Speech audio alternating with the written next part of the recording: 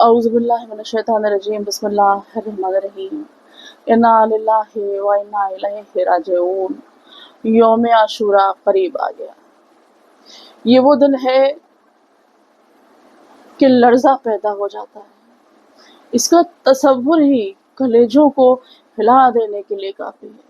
اللہ اللہ، وہ صاحبان ایمان، وہ مجاہد جو اپنے خون سے کلمہ حق کربلا کی زمین پر لکھ کر اللہ کی وحدانیت کی گواہی اپنے لہو سے دے کر کربلا کی خاک پر سو گئے، جنہوں نے شہادت دی اپنی جانوں کو قربان کر کے اللہ کی وحدانیت کی گواہی دی، جنہوں نے بتا دیا اللہ اکبر، جو محافظ بن گئے دین محمد کے، ورنہ ابن زیاد اور یزید جیسے لوگ جہاں تخت سلطنت پر قابض ہوں وہاں کیا کیا چیزیں شریعت کا حصہ بن جاتی، تصور بھی نہیں کیا جا سکتا۔ اور جہاد، یہ شہادت کا کانسیپٹ ہر دور کے لیے کتنا ریلیونٹ ہے،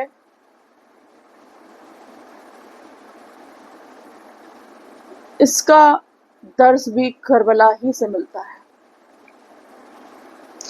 جب جب حق والے حق کی راہ میں کھڑے ہوں گے، ان کی حوصلہ افزائی کربلا کرتی رہے گی۔ آج انسانی سماج نے اتنی ترقی کر لی ہے، انسانوں نے اتنی ترقی کر لی ہے، لیکن اس کے باوجود بھی ہم دیکھتے ہیں کہ جو سپر پاورز کہے جاتے ہیں جو ممالک، ان کے ذریعے بھی ہم نے نہیں دیکھا کہ کہیں پیس کی کوشش واقعی میں کی گئی ہو کسی سرزمین کے اوپر، یا انسانی معاشرے کی فلاح کے لیے انسانوں کو ظلم و ذلت سے بچانے کے لیے کہیں کسی سرزمین پر کوشش ہوئی ان کی طرف سے۔ آج جتنی بھی جنگیں لڑی گئیں، جتنی بھی جگہ مداخلت کی گئی، وہ صرف اور صرف وہاں کے نیچرل ریسورسز پر قبضہ کرنے کے لیے تھی۔ یہ نیچرل ریسورسز جو ہیں وہ انتہائی قیمتی سرمایہ ہوتے ہیں کسی بھی ملک کا، لیکن صرف دوسرے لوگوں اور دوسرے ملکوں کی نظر ہی نہیں ہوتی ہے دوسرے کسی ملک کے نیچرل ریسورسز پر، بلکہ خود اپنے اسٹیٹ میں بھی خود جو ملک ہیں وہ اپنے ہی سٹیزنز کے ساتھ بھی برا کرتے ہیں اسی بنا کے اوپر۔ کتنے ٹرائبلز ڈسپلیسڈ کر دیے جاتے ہیں، کوئی ان کی طرف سے کھڑا نہیں ہوتا، ان کی آہو فریاد کوئی نہیں سنتا۔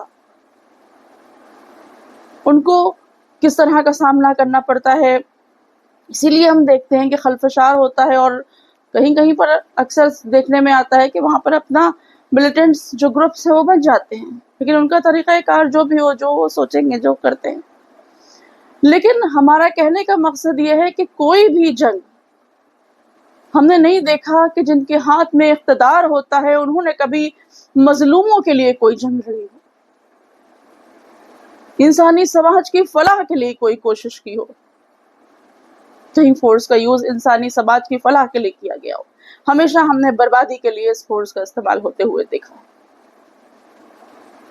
جبکہ صرف اور صرف جہاد کا کانسیپٹ یہ ہے کہ مظلوموں کی امداد کے لیے ہے، یہ برائی کو روکنے کے لیے ہے، یہ ظلم کو روکنے کے لیے ہے، اور یہ بہت ہی کلیئرلی کیسے روکا جائے، اس کے اسلامک پرنسپلز کیا ہیں، یہ کربلا میں نظر آتا ہے۔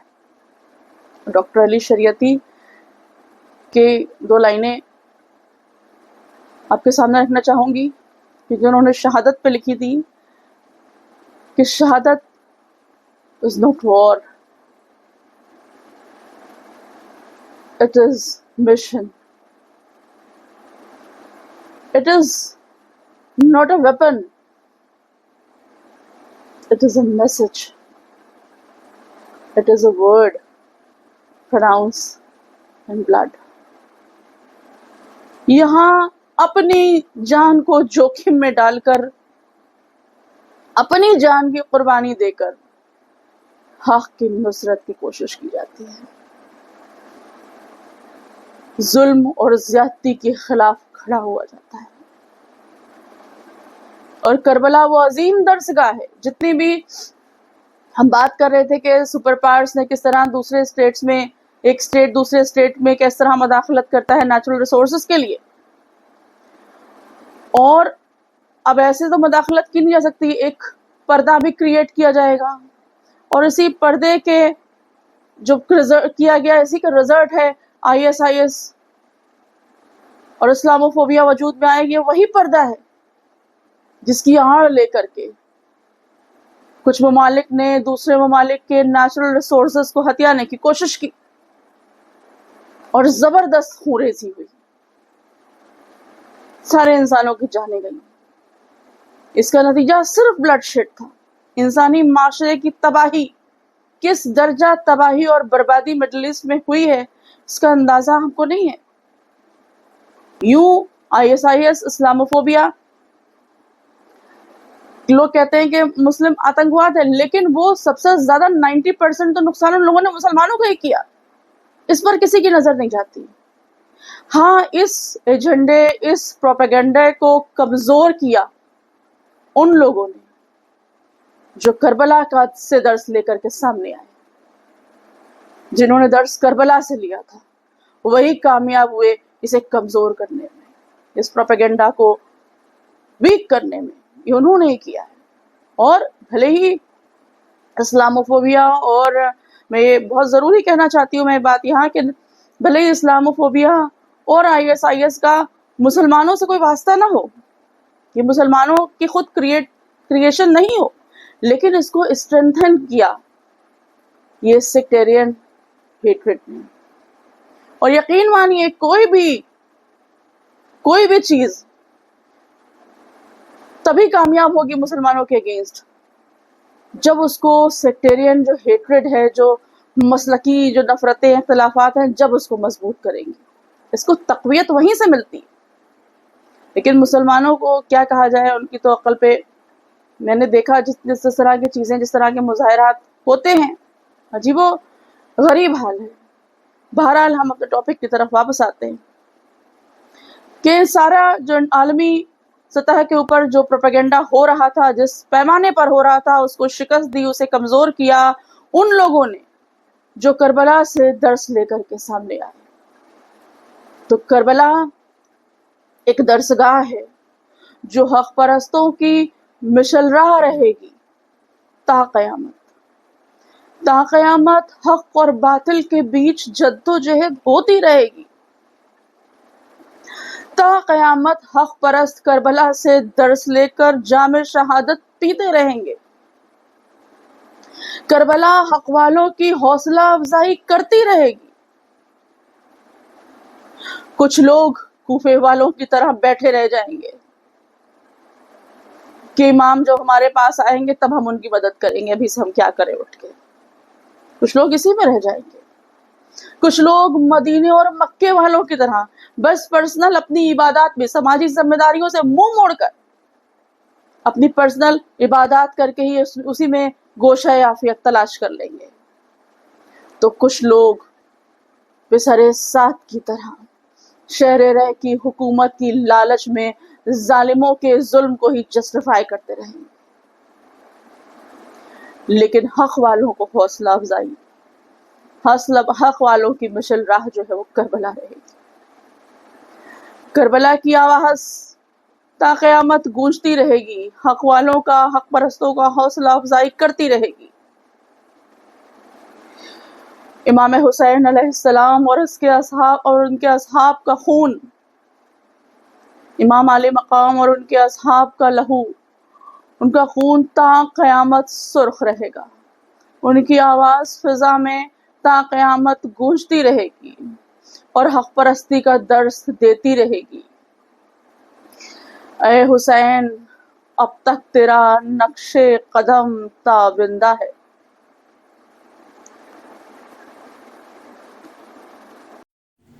ہائے حسین مصلح افکار مرحبا، اے بے نیاز اندک و بسیار مرحبا، اے تیغ انقلاب کی جھنکار مرحبا، اے دست کردگار کی تلوار مرحبا، تو نے لہو سے شمع جلا دی عقول کی، ہوتا نہ تو نبض نہ چلتی اصول